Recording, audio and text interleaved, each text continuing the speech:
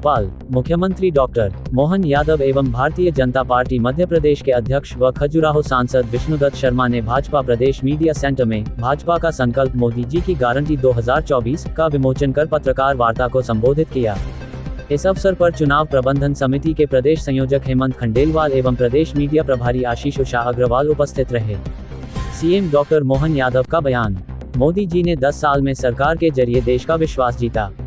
आमतौर पर पार्टी घोषणा पत्र जारी करती है, लेकिन मोदी जी ने संकल्प पत्र नाम दिया। मोदी जी की गारंटी पूरी होने की गारंटी। 10 साल में जिस काम को एमपी सरकार को मिले हैं, उन्हें प्रदेश में पूर्व के सीएम शिवराज जी के समय काफी हद तक काम हुए हैं।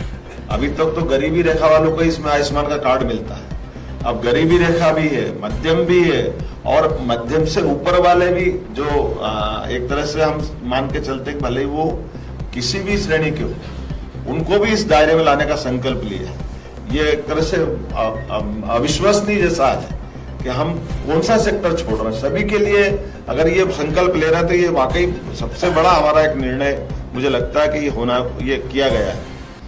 इसी के साथ साथ आप अगर लाइन से देखेंगे तो एजुकेशन, युवा, एक एक करके जितने प्रकार की बात कही है, खास करके जो 4 जातियां बताई मोदी जी ने, वो चारों जातियों को इसमें संकल्प पत्र के माध्यम से सबके जीवन में बदलाव लाने के लिए संकल्प लिए।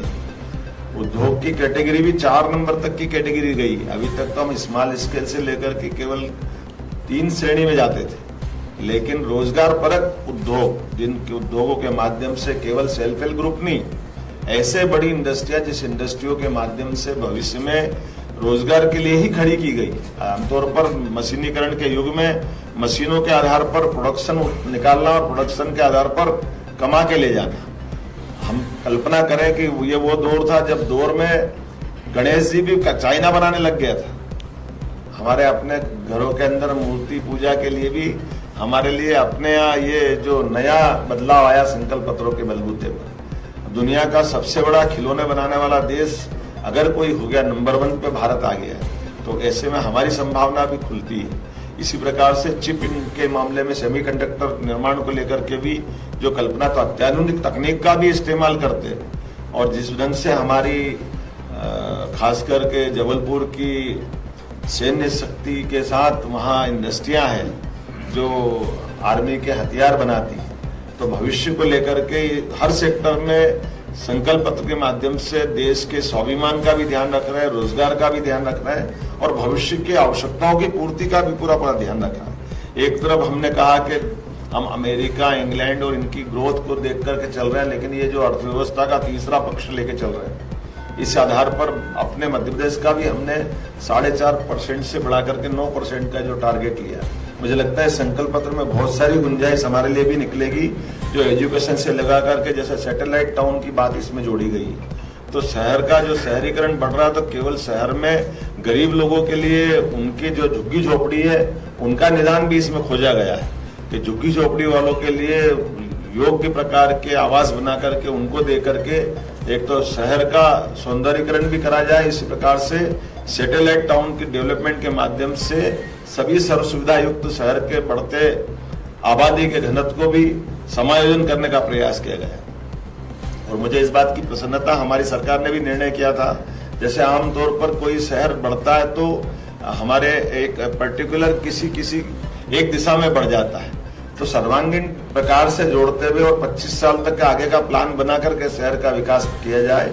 और ट्विन सिटी का भी कंसेप्ट इसमें एक तरह से सैटेलाइट टाउन के माध्यम से पूरा होता है। उदाहरण के लिए हमारे आसपास के महानगरों की बात करी जाए तो महानगरों से जुड़े हुए नगर भी एक तरह से दोनों तरफ से विकास समान रूप से होता है, लेकिन अभी ध्यान ऐसा आता है कि केवल एक ही नगर की तरफ ध्यान जाता है, दूसरा नगर अपनी जो सीमित व्यवस्था उसके आधार पर बढ़ता है। तो सैटेलाइट कंसेप्ट के माध्यम से भारत सरकार की इस योजना के संकल्प कर लेने से हमको ये सुविधा होगी कि हम सीहोर के भी विकास की बात करेंगे और भोपाल के विकास की बात करेंगे। हमारे पास में ये बड़ी संभावना रहेगी।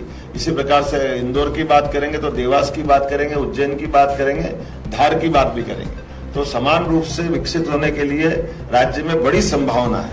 वैसे तो काफी ज्यादा है, इसमें अब मैं ज्यादा आपको ये पत्र मिलेगा, इसमें आप देख ही लेंगे, लेकिन बड़े पैमाने पर रोजगार आधारित, खासकर ग्रामीण रोजगार आधारित जो संभावना भी इसमें लेके जोड़ी, इसकी भी मैं थोड़ी बात करना चाहूँगा। खेती, पशुपालन, मछली पालन, ये जो हमारे लिए खास करके इसमें बड़ी संभावना है।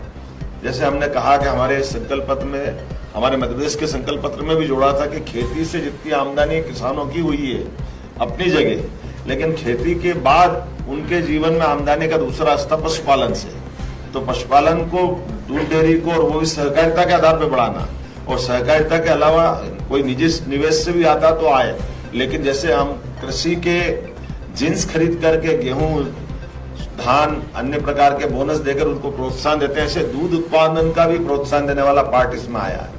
तो दूध, आप भी शहर में एक ऐसा स्थान तलाश रहे हैं जहां एक ही छत के नीचे सारे के सारे इलेक्ट्रॉनिक आइटम मिल जाएं, तो फिर देर मत कीजिए। टेलीविज़न, एसी, वॉशिंग मशीन और भी तमाम सारे आइटम यहाँ पर एक ही छत के नीचे लेकर आया है गोपाल इलेक्ट्रॉनिक्स। जी हाँ, और एक खास बात आपको बता दूं, क्या 1 रुपये में भी आप कोई आइटम घर ले जाना चाहते हैं? जी हाँ, यकीन नहीं हुआ, लेकिन हाँ ऐसा ही है। उसके लिए आपको यहाँ आना पड़ेगा। और ये तमाम विशाल श्रृंखला, फ्रिज हों, एसी हैं, कूलर हैं, पंखे हैं, और भी न जाने क्या क्या घर में उपयोग होने वाले तमाम आइटम यहाँ पर उपलब्ध हैं। और सबसे बड़ी बात यह है कि बहुत ही कम कीमत में, जी हाँ, बाजार मूल्य से कम कीमत, सभी ब्रांडेड कंपनियों के मोबाइल यहाँ पर उपलब्ध हैं। खासकर जो लेटेस्ट मॉडल आते हैं वे सबसे पहले यहाँ पहुँचते हैं, और युवाओं का यहाँ पर विशेष रुझान रहता है। एक भरोसेमंद नाम है गोपाल इलेक्ट्रॉनिक्स, और इसीलिए यहाँ आप देख सकते हैं ये विशाल रेंज यहाँ पर मोबाइलों की मेरे पीछे आपको दिखाई दे रही है।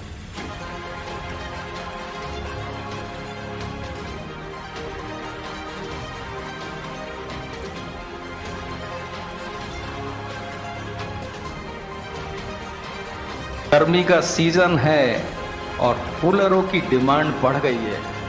ये कूलर गोपाल इलेक्ट्रॉनिक्स पर आपको मिल जाएंगे। हर प्रकार के, हर ब्रांड के, हर कंपनी के कूलर यहाँ मौजूद हैं।